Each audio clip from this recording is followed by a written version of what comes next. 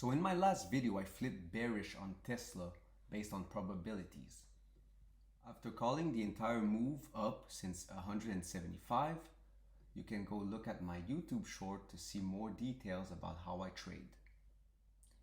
These are the PTs I identified last week in my prior videos, showing the potential levels where Tesla could go, which was the first PT was the green line right here in the middle, which is the reversal to the means, which is in the ballpark of 190, and the purple line, which is the second standard deviation, is in the ballpark of 150.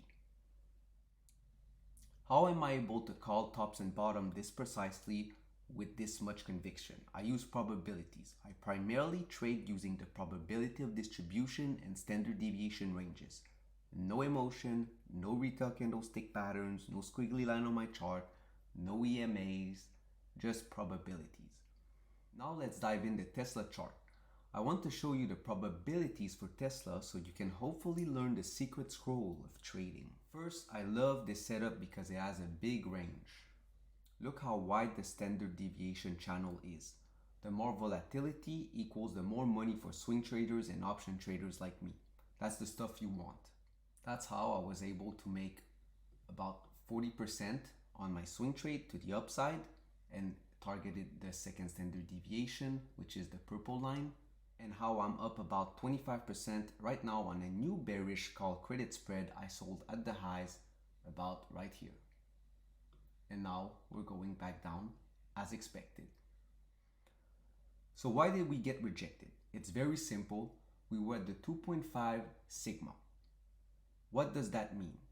It basically means that there's about a 97% probability that we don't go higher and only a 3% probability that we do go higher. That's when I like to put on bearish positions. So where are we going next for the coming weeks? According to the probabilities, for now, Tesla should go back to the reversal of the mean, which is the green line right here, which is about 212. It could bounce on the first standard deviation right here, but it is very unlikely. There is a higher probability that we flush and go right back here to the green line and then probably have a nice bounce back, going back to the second standard deviation and then eventually going back to the lower levels, creating a beautiful M pattern. Afterwards, obviously, the next PTs to the downside will be the first standard deviation of the downtrend, which is the gray line, and then this last one would be the purple one, which is the second standard deviation, which would be in the ballpark of $123. Obviously, market structure could change, and if it does, I'll make a video about it. So don't forget to hit that subscribe button if you want to stay informed. I don't think this market correction is done. Looking at retail positioning, this is quite funny.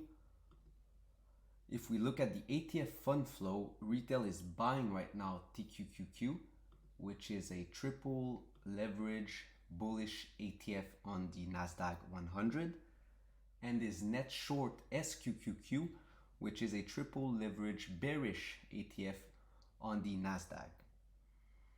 The opposite always happens. Retail will never learn. The last commandment of the market is one shall not chase. Market will bottom when this ATF fund flow flips. That's it for today. Have a good one and stay blessed.